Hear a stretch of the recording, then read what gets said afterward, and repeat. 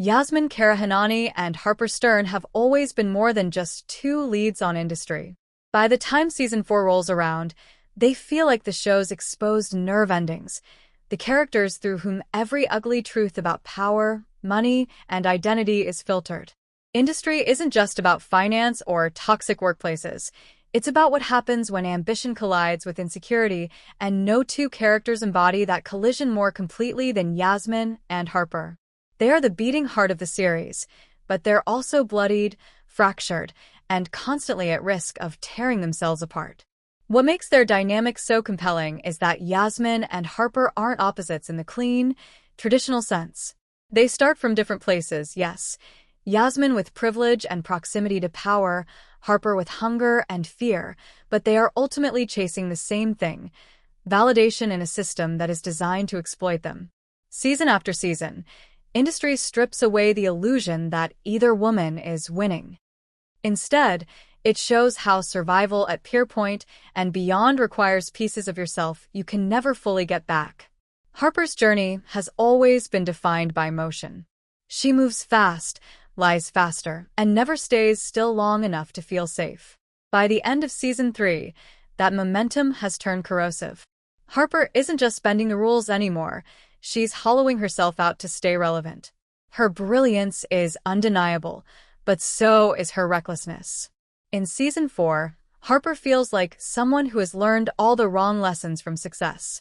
She believes that competence excuses cruelty, that outcomes justify deception, and that attachment is a liability.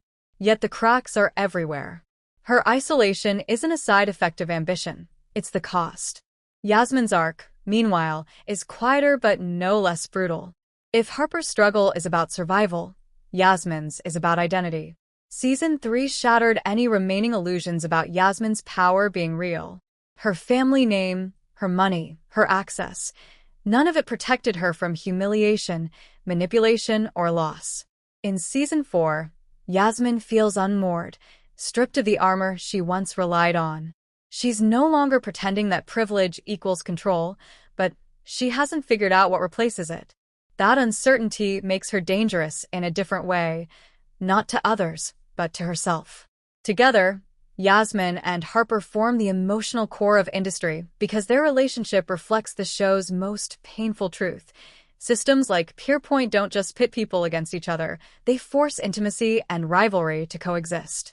There's genuine affection between these two women, even when they can barely admit it. They understand each other in ways no one else does, because they've both paid the same admission price: humiliation, fear, and the constant awareness that one wrong move could end everything. Season 4 seems poised to deepen that tension rather than resolve it. Yasmin and Harper are no longer naive graduates trying to prove themselves. They're veterans of a war that never officially ended. The power imbalance between them has shifted repeatedly, but neither has ever fully escaped the shadow of the other.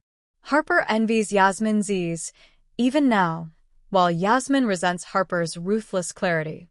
They are drawn together not because they make each other better, but because they recognize the damage in one another. What Industry does so well is refuse to frame either woman as a hero or a villain. Harper's manipulation is horrifying, but it's also understandable in a system that rewards results above all else. Yasmin's passivity can be infuriating, but it's shaped by a lifetime of being told she is valuable only insofar as she is desirable, compliant, or connected. Season 4 has the opportunity to push both characters into uncomfortable self-awareness, the kind that doesn't come with redemption arcs or neat moral conclusions. The phrase "beating and bloodied heart" feels especially apt now because neither Yasmin nor Harper is operating from a place of wholeness. They are functioning despite emotional hemorrhage, not because they've healed. Industry isn't interested in showing us growth as a straight line. Instead, it examines how people adapt to trauma by becoming sharper, colder, or more detached.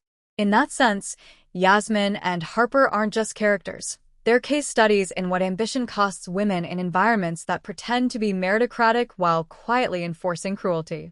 Season 4 also raises the question of whether Yasmin and Harper can exist outside each other's gravitational pull. Every time they drift apart, the show finds a way to pull them back into proximity, sometimes as allies, sometimes as threats. Their bond is less about friendship and more about recognition. They see the worst versions of themselves reflected back, and that reflection is impossible to ignore. Whether that leads to solidarity or destruction remains the show's most compelling, unresolved tension. Ultimately, industry thrives because it understands that emotional stakes matter just as much as professional ones. Yasmin and Harper aren't just navigating careers, they're navigating shame, desire, resentment, and the lingering question of whether success is worth the person you become chasing it.